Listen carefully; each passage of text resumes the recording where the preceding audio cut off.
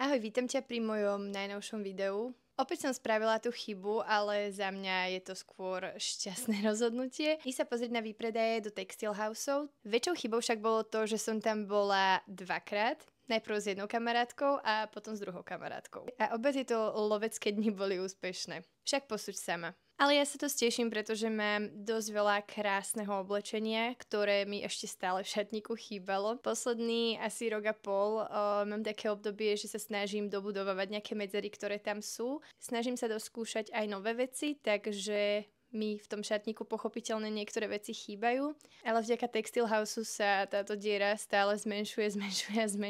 Môjim obrovským šťastím však je, že do tých sekáčov chodím výlučne počas výpredajov a v prvý deň lovu tam bolo všetko za 3 € vo vintageoch a za 2,50 v tých štandardných Textile Houseoch. A potom, keď som na nákupoch bola s druhou kamoškou, tak v Textile Houseoch bola jednotná cena 2 €. Vo vintageoch to bolo samozrejme zase inak, ale do nich som už nešla, pretože už som tam raz bola. Ja si teda najviac užívam nakupovanie práve v tých vintage pobočkách, pretože tam vždy majú nádherné veci, z ktorých si mnohé odnesiem. A drvivá časť mojej skrine sú vlastne retro a vintage veci, pretože k ním chovám obrovskú lásku a tie vzory a farby, ktoré boli kedysi, sú môjmu srdcu veľmi blízke a dnes sa také veci hľadajú trošku ťažšie, pretože mi príde, že skôr sú tie veci také čisté, také ľahko kombinovateľné, ale ku mne teda viac prehovárajú také výraznejšie kúsky a preto sa ich snažím aj kopiť v mojej skrini. A teda aj v prípade, že si oblečiem niečo jednoduchšie ako napríklad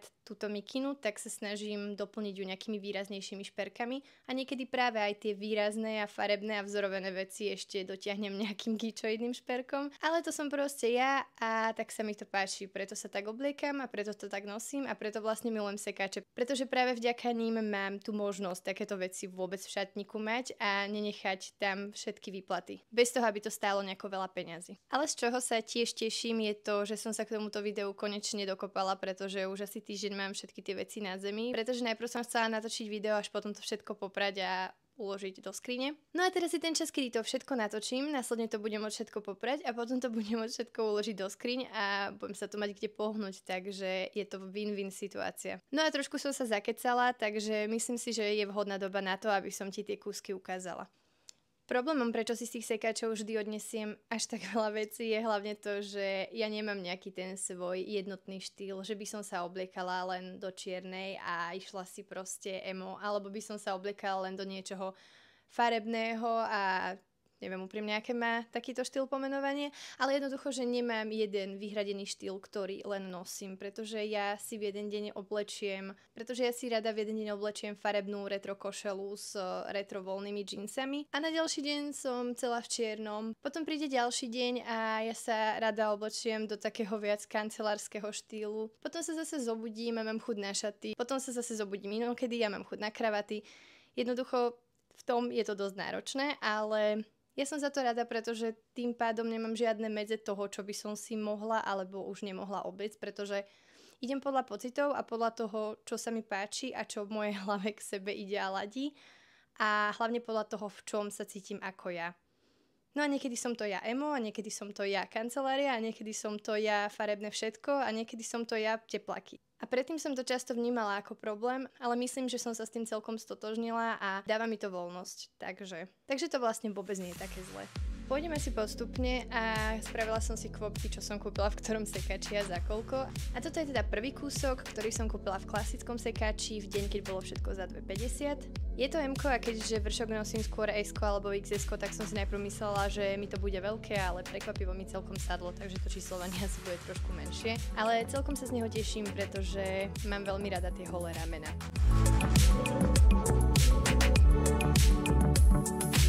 Tieto šaty sú zase o niečo väčšie, myslím, že sú to až 40-ky, ale tým, že sa dajú pekne stiahnuť v páse, tak mi vôbec nevadí, že sú trošku voľnejšie. Akurát som si teda nebola úplne istá, či ich chcem mať vo svojom šatníku a či nie sú také moc babkovské, ale moja vnútorná babka povedala, že možno aj sú, ale mala by som si ich zobrať a tak som si ich zobrala a som z tohto rozhodnutia celkom rada, pretože aj na TikTok som teraz točila nejaké outfity, ktoré sú inšpirované slovenským seriálom Sľub, kde sú všetci tí herci fakt krásne oblečení a presne tieto šaty mi do toho videa úplne sadli, takže som veľmi rada, že som ich tam nenechala na vešiaku.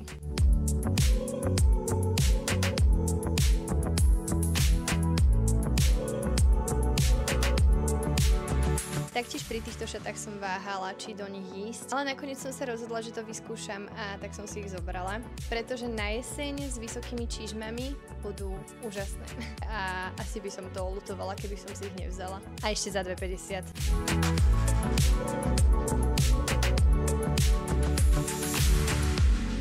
Posledným kúskom z prvého sekáča je aj táto ladvinka, pretože šedu ešte nemám. Za mňa je to veľmi praktická taška.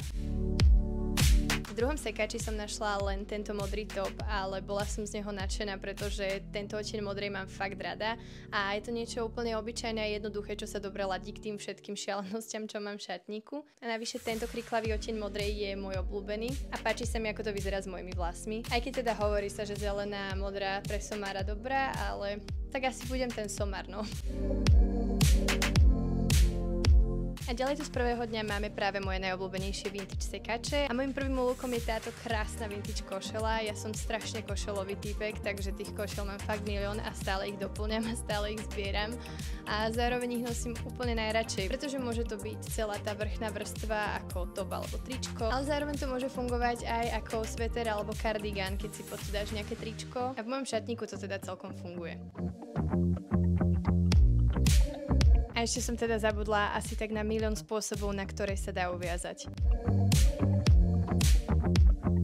Ďalšou košelou a za túto som teda extrémne rada, pretože je to presne ten typ, kde máš tú vestu našitú s košelou a je to one piece. Až teraz som sa naučila oceňovať tie kovové gombíky, pretože ma chytila taká mánia, kde gombíky, ktoré sú zlaté a nesedia mi, lebo nemám moc rada zlatu, prešívam za strieborné a zistila som, že tie kovové sú proste fest drahé, takže cením, že ich je tu toľko a keby som sa raz aj rozhodla tú košelu nenosiť, lebo by sa s ňou niečo stalo, tak minimálne tie gombiky majú väčšiu hodnotu ako možno ako celá tá košela.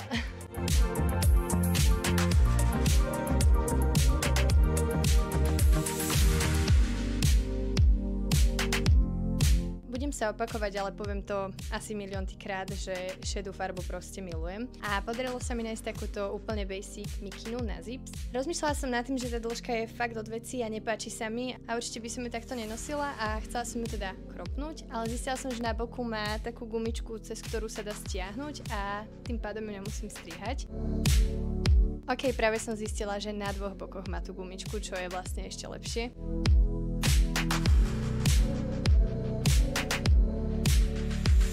A samozrejme zase košela. Je ňou táto až pršplášťovo vyzerajúca dlhá košela, ktorú mám asi tak po kolena. Veľmi sa mi páči aj ten vzor, aj tá farba, aj vlastne tá dĺžka, aj všetko, takže som si ju zobrala. A prvé, čo som si predstavila, je biely top, riflové nejaké šortky a také plastové kruhy, ako mám teraz, ale v rúžovom a nejaký výrazný náhrdelník a môže sa ísť. Ale ešte samozrejme aj nejaký opasok, aby to bolo niečo zaujímavejšie a aby to tvorilo nejakú siluetu.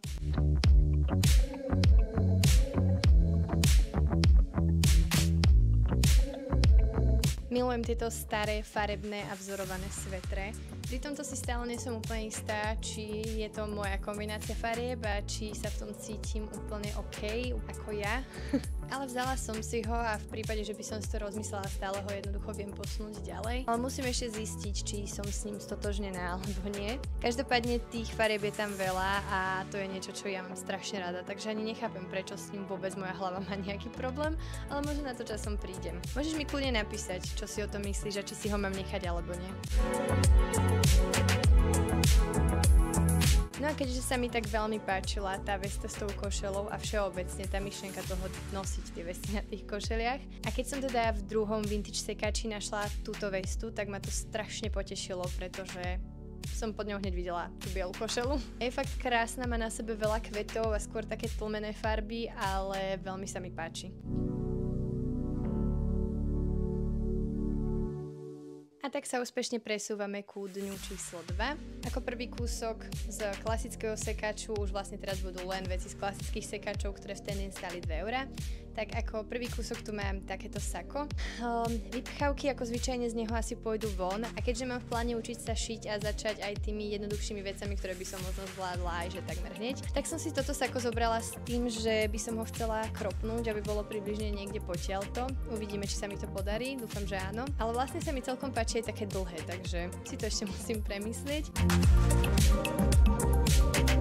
Pekným úlovkom bola aj táto olivovo-zelená košela. Myslím, že tento materiál je mušelín, možno, asi, neviem, musím si to ešte doštudovať, ale každopádne sa mi veľmi páčila táto tlmená zelená a je to opäť niečo také viac neutrálne na dni, keď sa mi asi nebude chcieť až tak veľa vymýšľať a hlavne na to leto a jar, pretože je to skôr taký letnejší materiál než na zimu, ale vlastne je to celkom jedno, pretože tie letné aj zimné veci nosím tak hociako, takže vlastne tú poznámku som vôbec nemusela povedať, ale proste sa mi páči, no a tak som si ju kúpila.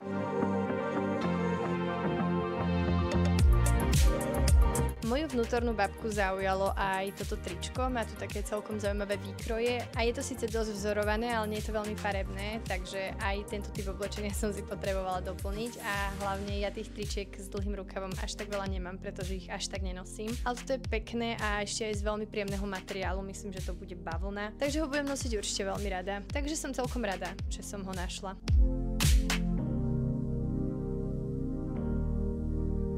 Budem veľmi úprimná, keď poviem, že sa mi do týchto šiat moc napratávať nechce a ani si nie som istá, či zostanú v tejto pôvodnej podobe, že z nich budú šaty, ale rozmýšľala som nad tým, že by som z nich odstránila ten korzet, pretože sa mi veľmi páči. Neviem, ja tie obťahnuté veci zase až tak nemusím, keď je obťahnuté celé telo. Nevadí mi, keď je obťahnutý vršok, ale ten spodok mám radšej voľnejší a je tu aj taká škvrna, ktorá si nie som istá, či vôbec zíde dole, takže sa pozrie len na ten korzet, pretože ten je tá nosná časť toho, čo z toho vlastne chcem.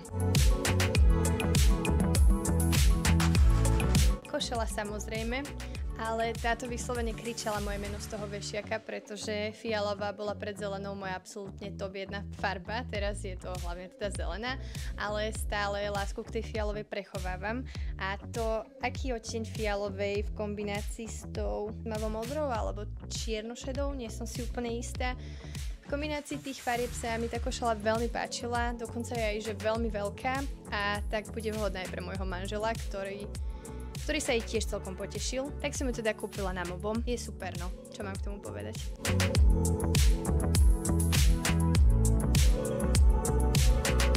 Zelený opasok bol niečo, o čom som ani nevedela, že to potrebujem, ale našla som ho pri pokladni a ešte je lakovaný a tieto lakované veci sa mi veľmi páčia. Čo bolo najvtipnejšie je to, že v jednom sekači som našla tento zelený a v druhom sekači v ten istý deň som našla presne taký istý, ale modrý. Takže moja radosť bola niekde úplne inde. No a ešte ti ho teda ukážem v praxi.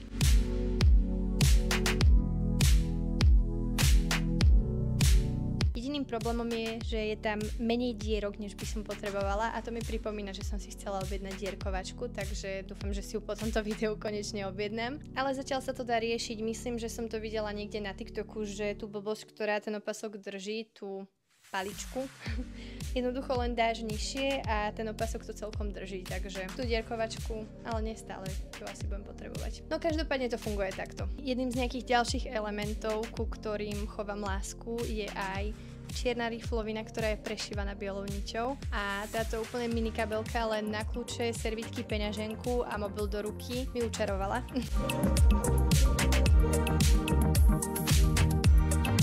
Asi nie je nejaký hlbší význam za tým ukazovať aj takéto veci, ale našla som tam aj takéto, že ultra pohodlné gaťuše, ktoré budem nosiť po dome alebo v nich budem spávať a sú asi L-ka, takže si do pasu pravdepodobne budem ešte musieť všiť gumu alebo upraviť tú, ktorá tam je. Cítim, že by to mohlo fungovať, ale sú strašne príjemné a voľné a bude sa v nich dobre váľať, takže to je môj jediný dôvod, prečo som si ich kúpila.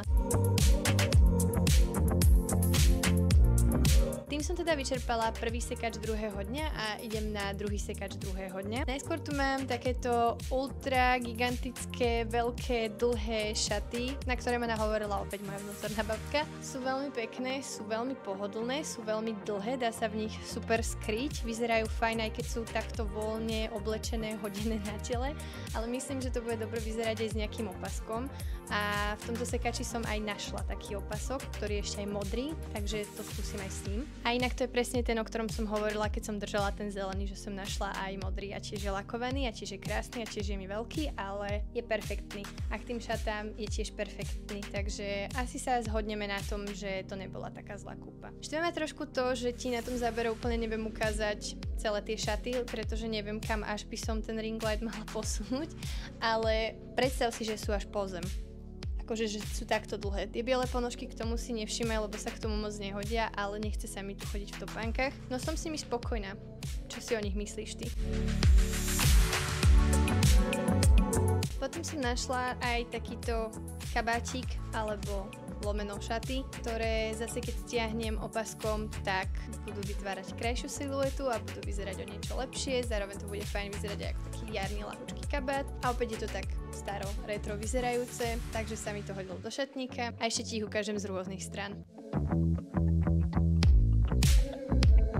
Podarilo sa mi nájsť aj takúto zelenú saténovú sukňu so šedým zebrovaným vzorom. Končí pár centimetrov nad členkami, čo ti zase asi nemám ako ukázať, ale na spodku sa celkom pekne vlní a v páse má gumičku, takže je to konečne sukňa, ktorú nemusím upravovať, alebo nohavice, ktoré nemusím upravovať a celkom sa z toho teším. Keďže som sa k mojim zeleným vlasom v živote trošku prestala brániť červenej, rozhodla som sa, že mi ju nevadí začleňovať do môjho šatníka a preto mi napadlo kúpiť si tento top. Je elastický a celkom priesvitný, takže som si pod tento top musela dať ešte jeden top, ale je celkom zaujímavý. Objavila som tam aj takýto top, má síce zlaté gombiky, ale pre tie krásne rukávy a pekný vzor som mu to teda celkom odpustila. A ešte je to aj celkom príjemný neumelý materiál, takže preto som mu to odpustila. Ako predposledný kúsok z tohto sekača som objavila aj tento top, ktorý je asi skôr určený na noc, na spanie, neviem. Ale mne sa na týchto veciach väčšinou nepáči táto mašlička v strede a zvyčajne ju odpáram a potom to zvyčajne vyzerá byť aj niečo vhodné na každodenné nosenie, takže to je presne môj plán. A voilà, je to dole.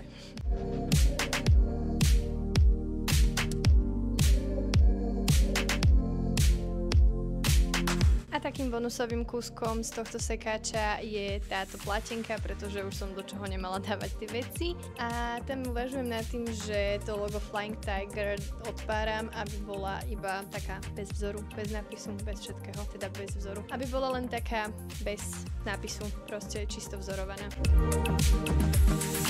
No a to logo som teda zneškodnila a myslím si, že takto je to oveľa lepšie. Čo ma ale robí celkom šťastnou, je, že počas tohto lovenia veci v sekáči sa mi podarilo nájsť celkom veľa topov a tričiek, pretože to je niečo, po čom som sa hlavne zháňala a toto zelené kvietkované je strašne rozkošné.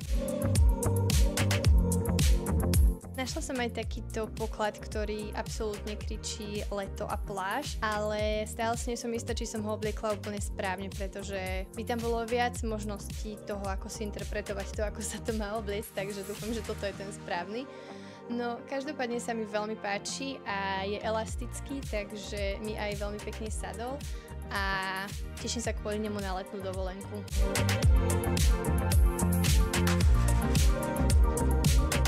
Aj tieto šaty sú úplne božské a už som im našla aj využitie, pretože som ich využila pri točení jedného videa na TikTok, kde som napodobňovala outfity zo slovenského seriálu Sloop. Toľko slov naraz som asi na jeden dých ešte nedala, ale sú fakt pekné, také romantické, zase také starovyzerajúce a ja mám asi starú dušu, keď milujem tieto staré veci, ale moja vnútorná babka sa teší a viem, že som toto video povedala niekoľkokrát, ale vnútorná babka je proste také moje alter ego, ktoré miluje všetky tieto staré haraburdy, starožitnosti a tak. Tieto šaty sú proste peckové. Posledným kusom oblečenia z Textile Houseových sekačov sú tieto šedé nohavice, pri ktorých som mala víziu, že z nich spravím šortky, ale teraz sa mi vlastne celkom páčia aj také dlhé, takže toto rozhodnutie si ešte tiež budem musieť nechať prejsť hlavou. Ale to, čo jednoznačne potrebujú, je guma v páse, takže som si k ním dala opasok. No a a keď už som bola v meste, tak som prešla aj okolo Nosené, kde som si všimla a pripomenula, že tento second hand končí a tak mali výpredaje tiež. Tam stalo všetko po 5 eur a našla som tam dve veci. Prvou je tento krásny kabát, ktorý je približne až po členky. Chýbal mu opasok, takže som si tam dala niečo, čo som našla doma. Bol by zločin nechať ho tam, pretože o takomto dlhom kabáte, ktorý je až po členky a bude vhodný niekedy na skôr takéto jarné alebo začiatočné jesenné počasie, som dlho snívala. A tiež sa mi páči to, že tie rukavy sa dajú stiahnuť.